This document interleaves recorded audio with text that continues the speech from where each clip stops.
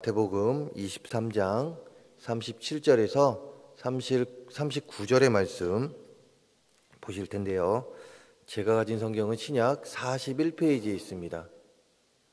신약 41페이지 마태복음 23장 37절에서 39절의 말씀 다 찾으신지 알고 우리 합독하도록 하겠습니다. 37절입니다. 예루살렘아 예루살렘아 선지자들을 죽이고 내게 파송된 자들을 돌로 치는 자여, 암탉이 그 새끼를 날개 아래에 모음같이 내가 내 자녀를 모으려 한 일이 몇 번이더냐. 그러나 너희가 원하지 아니하였도다. 보라, 너희 집이 황폐하여 버려진 바 되리라. 내가 너희에게 이르노니 이제부터 너희는 찬송하리로다. 주의 이름으로 오시는 이여 할 때까지 나를 보지 못하리라 하시니라. 아멘. 저는 오늘 마태복음 23장 37절에서 39절 말씀을 가지고 예수님의 탄식이란 제목으로 말씀을 나눠보려고 합니다. 예수님의 구원사역에 가장 방해가 되었던 자들이 있습니다. 예수님께서 항상 말씀을 전하시고 또한 그 참된 진리를 전할 때 방해가 됐던 자들이 있어요. 그들은 누구였을까요? 예수님을 믿지 않는 자들이었을까요? 물론 그들도 방해가 되었을지 모르겠습니다. 하지만 가장 큰 방해가 되었던 자들은 당시 실권을 잡고 있었던 바리새인들, 종교 지도자들이었습니다. 그리고 이들은요, 예수님께서 가시는 곳마다 나타나 주님의 사역을 방해했을 뿐만 아니라 어떤 상황 속에서는 직접적으로 주님과 논쟁을 함을 통하여 자신들의 옳음을 나타내고 주님은 잘못되었다라는 것을 많은 사람들에게, 그 군중들에게 가르치려고 했죠. 그러나 주님과 바리새인들 그리고 또한 종교 지도자들과의 논쟁의 결론, 그들과 즉 주님과의 이야기의 그 결론은 어떻게 됩니까? 그 어떤 논쟁도 우리 주님, 그 주님의 지혜를 이길 수 없었습니다. 주님의 논리를 이길 수 없었다 이거죠. 주님의 말씀을 이길 수 없었다 이것입니다. 즉 참된 진리 앞에 그들의 거짓된 논리는 아무것도 아닌 것이 된 것이죠. 하지만 바리새인들과 종교 지도자들, 이들은 어떠합니까? 어린아이와 같이 말도 안 되는 떼를 써가면서 끝까지 자신들의 논리가 맞다고 주장을 합니다. 주님의 입장에서 이런 이들의 모습을 볼 때 어떠하겠습니까? 주님의 입장에서 이들을 정말 한심해 보이지 않겠습니까? 한심합니다. 아무리 얼레고 달래고 또한 화를 내면서까지 너희들이 잘못됐으니 너희들은 잘못됐다라는 것을 이야기하는데 변함이 없는 이들의 모습을 보면 이제는 안쓰러움을 넘어 화가 납니다. 그렇게 결국 주님은 이들의 패역함을 강하게 질책하시는데요. 그 질책함은 특히나 오늘 말씀이 속한 23장의 말씀에서 화 있을진저 외식하는 서기관들아 바리새인들이여 라는 말로 시작이 됩니다. 23장을 보게 되면요, 오늘 말씀이 속해 있는 23장을 보게 되면 주님께서 7번이나 반복해서 하시는 말씀이 있습니다. 그것이 무엇이냐, 바로 화 있을진저 외식하는 서기관들과 바리새인들이여 라는 말입니다. 이 말씀이 오늘 말씀이 속해 있는 23장의 말씀 가운데 7번이나 나타내어지고 있다 이것입니다. 즉 이 말씀을 하시며 그들의 패역함과 잘못됨, 바리새인들과 서기관들, 종교 지도자들의 잘못을 이야기하시는데 오늘 말씀이 속해 있는 오늘 말씀은 주님의 마지막 화를, 즉 7번째 화를 말씀하시면서 이 주님의 탄식을 나타내는 말씀이 됩니다. 주님은 7번째 질책이자 마지막 화의 말씀이 기록된 29절과 30절의 말씀의 시작을 다음과 같이 이야기하고 있습니다. 29절과 30절을 보게 되면 이렇게 기록하고 있는데요. 화 있을진저 외식하는 서기관들과 바리새인들이여, 너희는 선지자들의 무덤을 만들고 의인의 비석을 꾸미며 이르되 만일 우리가 조상 때에 있었더라면 우리는 그들이 선지자의 피를 흘리는 데 참여하지 아니하였으리라 하니. 아멘. 당시 주님을 대적했던 서기관들과 바리새인들은요, 선지자들을 위한 무덤과 비석을 만들고 또한 기념하고 있다는 사실을 상기시키면서 조상 때 자신들이 있었다면 선지자들의 피를 흘리는 데 참여하지 않았을 것이라고 항변을 합니다. 자신들의 정당성 그리고 또한 자신들의 죄가 없다고 이야기하고 있는 것이죠. 자신들은 깨끗합니다. 주님 앞에서 이야기하는 거예요. 자신들은 깨끗하고 우리가 무슨 죄를 졌습니까? 우리는 죄진 게 하나도 없습니다. 라고 이야기한 것이죠. 하지만 이들의 항변은 오히려 자신들이 선지자를 죽인 자들의 자손임을 스스로 인정한 것과 다름이 없을 뿐만 아니라 더 나아가 그 죄가 조상에게서 멈추지 않고 지금 그대로 계승되고 있음을 보여주고 있습니다. 그런데 이것이 더 문제가 되는 것은 무엇이냐?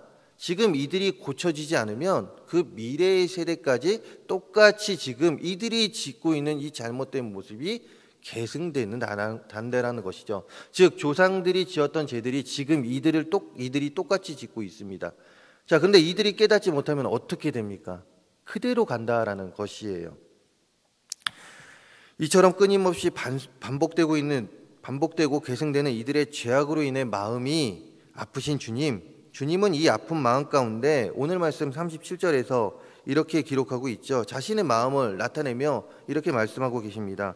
37절의 말씀 우리 함께 읽어보도록 하겠습니다. 예루살렘아 예루살렘아 선지자들을 죽이고 내게 파송된 자들을 돌로 치는 자여 암탉이 그 새끼를 날개 아래에 모음같이 내가 내 자녀를 모으려 한 일이 몇 번이더냐. 그러나 너희가 원하지 아니하였도다. 아멘. 예루살렘아 예루살렘아 예루살렘아 예루살렘아 단순히 그냥 예루살렘아 예루살렘아 이렇게 하신 것일까요? 그냥 친근하게 예루살렘아 예루살렘아 누구누구야 누구누구야 이렇게 부르신 것일까요? 아닙니다.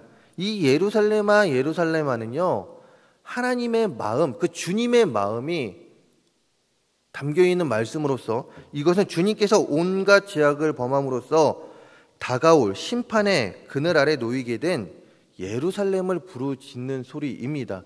예루살렘아 예루살렘아 안타까워하고 탄식하며 지금 이들을 부르고 있다는 것이에요.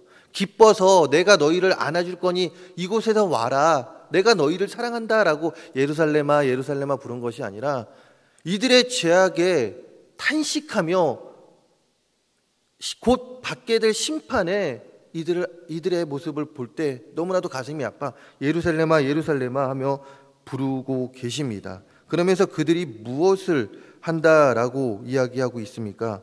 내게 파송된 자들을 돌로 친다고 말씀하십니다. 주님께서는 이 말씀 속에서 하나님의 성전이 서 있는 거룩한 곳임에도 불구하고 하나님의 축복은커녕 오히려 하나님의 선지자들을 죽이고 마지막으로 하나님의 아들인 예수 그리스도마저 십자가에 못 박을 예루살렘을 질책하고 계신다라는 것이에요. 예루살렘아 예루살렘아 그들이 곧 받게 될 그 심판을 생각할 때면 너무나도 탄식이 되고 너무나도 가슴이 아파 그들을 부르짖으며 너희들이 지금 잘못하고 있는 것이 무엇인지에 대해서 분명하게 질책하고 계신다 이것입니다. 무슨 말입니까? 조상들이 선지자들을 핍박했듯이 이들도 동일한 모습을 보이는 것에 앞으로 보일 이들의 모습을 지금 질책하고 계시다 이것이죠. 그러면서 하나님의 저주와 심판을 받게 될 예루살렘의 미래를 선지자적 눈으로 보시며 지금 탄식하고 계신 것입니다. 누가요? 주님이요. 그런데 주님을 더 탄식하게 만드는 일이 있습니다. 그것은 무엇이냐? 37절 중반절을 보게 되면 주님은 다음과 같이 말씀하십니다. 암탉이 그 새끼를 날개 아래에 모음같이 내가 내 자녀를 모으려 한 일이 몇 번이더냐. 그러나 너희가 원하지 아니하였도다. 아멘. 주님은 암탉이 그 새끼를 날개 아래에 모음같이 내가 내 자녀들을 모으려 한 일이 몇 번이냐고 말씀하십니다. 이 말씀을 하심으로써 어미닭이 자신의 새끼를 날개로 자신의 새끼를 날개로 보호하듯이 하나님은 늘 언제나 선지자들을 보내요. 안전하게 그들을 보호하려 했다라는 것이에요. 그런데 그들은 무엇을 잘못하고 있는지를 깨닫게, 그 보호함을 통하여 그들이 무엇을 잘못하고 있는지를 깨닫게 하려 하였습니다. 그럼에도 불구하고 예루살렘은 어떠하였습니까? 암탉이 그 새끼들을 보호하려고 했는데, 그러나 무엇을 했다라고 합니까? 너희들은 원하지 않았다라고 주님은 말씀하고 계십니다. 무엇입니까? 깨닫기를 원하지 않았다 하십니다. 주님께서, 즉 하나님께서 많은 선지자들을 보내 너희들을 깨닫게 하기 위해서, 너희들을 돌이키기 위해서 하나님은 항상 너희들에게 많은 이들을 보냈지만 너희들은 그것을 거부했고 깨닫기를 원치 않았고 결국 너희들의 마음대로 살았다라고 이야기합니다. 그러면서 주님은 탄식하고 계십니다. 이런 예수님의 탄식은 그 시대를 넘어 지금 우리들의 시대를 향하고 있습니다. 무슨 말입니까? 우리들은 분명 죄가 무엇인지 그 정체를 아는 사람입니다. 그리고 또한 그 죄의 결과가 무엇인지 우리는 분명히 알고 있습니다. 그렇지 않습니까? 그런데 지금 시대가 어떠합니까? 죄로 가득하지 않습니까? 비정상적인 일들이 정상으로 여겨지는 사회, 그리고 정상으로 만들어 가려는 사회, 정당한 소수의 행복이라면 모르겠지만 그렇지 않은, 분명히 잘못된 소수의 행복이 다수의 행복을 무너뜨리려는 사회, 지금 우리는 이 사회 속에서 살아가고 있습니다. 이런 사회 속에서 우리들의 모습은 어떠합니까? 이 세상을 보면 마땅히 슬퍼할 수 있어야 하고 주님과 같이 자신을 희생해서라도 주님의 군사가 되어 세상을 구원하려는 마음을 가져야 하는데, 많은 그리스도인들의 모습을 볼 때면 나 몰라라 합니다. 그것이 나랑 무슨 상관인가? 그들은 그들이고 나는 나다라는 마음으로 살아가고 있습니다. 생각해 보시기 바랍니다. 주님의 마음을 품고 지금 비정상이 정상으로 여겨지고 있음에, 이 사회 가운데 비정상적인 일들이 정상으로 여겨지고 있음에 눈물을 흘리며 기도하고 있는 스스로인지, 아니면 단지 탄식만 하며 저것은 나랑 상관이 없어, 어떻게 지금 사회가 이렇게 변해가고 있는데, 이 죄악된 사회가 이것이 보편화되어 가고 있는데 하며 나 몰라라 하며 주님의 입술에서 탄식이 나오게 하는 신앙생활을 하고 있는지 우리의 신앙생활을 점검해 보았으면 합니다. 그리고 또한 그 가운데서 내가 해야 될 것이 무엇인지 우리는 답을 알고 있습니다. 그 답을 따라 살아갈 수 있는 우리 모두가 되기를 간절히 소망합니다. 이어서 39절에서 주님은 다음과 같이 말씀하십니다. 39절 우리 함께 읽어보도록 하겠습니다. 내가 너희에게 이르노니 이제부터 너희는 찬송하리로다. 주의 이름으로 오시는 이여 할 때까지 나를 보지 못하리라 하시니라. 아멘. 무엇입니까? 영적 무지에 빠져 있는 이스라엘에게 말하기를, 지금 당장은 눈으로 주님을 보고 있지만, 그 당시의 말씀을 전하는 그 주님을 보고 있지만 그들의 죄로 인하여 마지막 날인 재림의 때에 주님을 보지 못하게 될 것을 말씀하고 계십니다.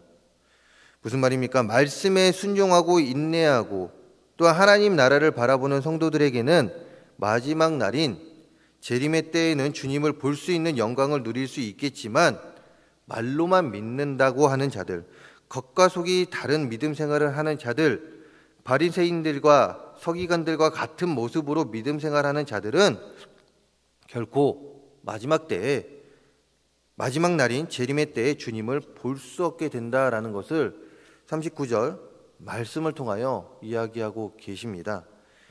이 말씀 또한 우리의 삶 가운데 적용이 됩니다. 무엇이냐? 우리의 정체성입니다. 우리의 정체성에 대해서 생각해 보시기 바랍니다. 나는 진짜 그리스도인이라고 말할 수 있습니까?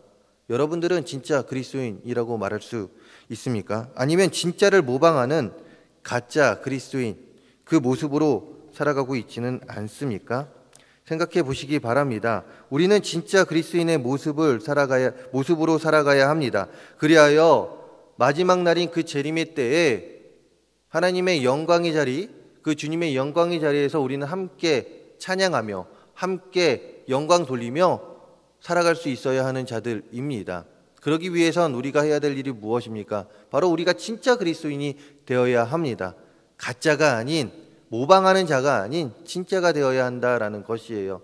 단순히 입술로만 주는 그리스도의 살아계신 하나님의 아들이라라고 고백하는 자들이 아니라 마음으로 또한 행위로서 우리가 그 모습을 보여야 한다, 이것입니다.